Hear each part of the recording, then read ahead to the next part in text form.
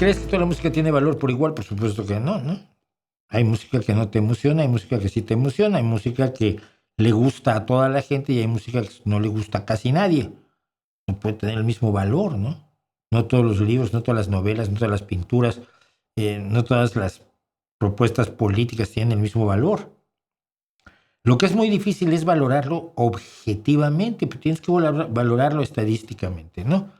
En 1960, entre 1963 y 1970, te voy a poner un ejemplo, se produjo una enorme cantidad de música, porque además es el estallido de la música pop en realidad. Cuando los hijos, los baby boomers, de gente de mi edad y mayor, los nacidos después de la Segunda Guerra Mundial hasta 1960 y tantos, empiezan a hacer música y tienen una cultura propia, la cultura de los jóvenes. Y se produce una enorme cantidad de música, una cantidad brutal de música, de la que sobreviven 4 cosas. Y no porque nadie haya dicho, vamos a hacer que sobrevivan, sino porque es lo que ha llamado la atención a la gente. Mira, yo aquí en YouTube, que ustedes saben, veo muchas cosas, hay una serie que me gusta mucho ver, es adolescentes adolescentes actuales, gente que nació, si tienen 18 años hoy, nacieron en 2007, ¿no? Mi hijo es de 2008, madre mía. Entonces, o sea, son gente totalmente del siglo XXI.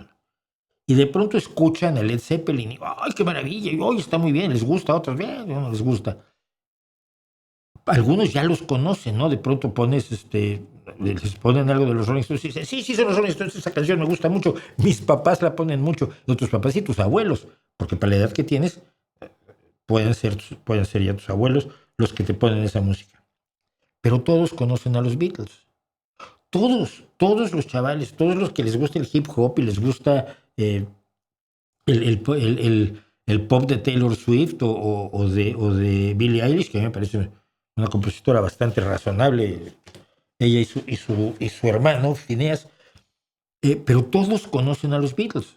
Los Beatles han trascendido de todos los compositores que había alrededor de Bach en todo el barroco, que son 60, 70 años de barroco, sobreviven unos cuantos, pero Bach es una figura señera y la gente lo sigue oyendo. ¿Por qué? Pues objetivamente quizás hay intentos, incluso en la teoría musical, por determinar por qué Bach sobrevive más que Scarlatti o por qué Beethoven es más relevante que Schubert. Sí, bueno, son románticos los dos, ¿no? Claro. Entonces, yo no creo que se pueda objetivamente determinar cuál música tiene más valor que otra, pero estadísticamente y a la hora que ves la realidad del panorama musical o del panorama literario, del panorama pictórico, etcétera, etcétera, te das cuenta que lo que se decanta pues, es lo que tiene valor.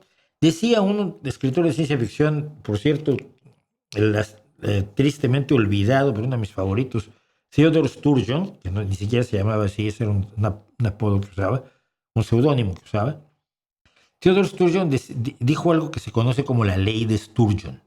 La ley de Sturgeon dice, el 90% de todo es basura. El 90% de las apps son basura, el 90% de la música, el 90% de la literatura, el 90% de la pintura, el 90% de la política. ¿Cómo sabes cuál es el 10% que vale la pena? Y en el caso del arte, es dejar que pase el tiempo. Y el tiempo va seleccionando y el tiempo va decidiendo, mira, esta novela es una novela que mantiene una relevancia a lo largo de los siglos y no envejece mal. Y esta otra novela no, pues estaba bien para que la leyeran. Hay 4 amiguetes en 1604, pero no está para trascender. El tiempo decanta y el tiempo es el gran seleccionador de ese 10% de todo que no es basura. Por lo menos así lo creo yo.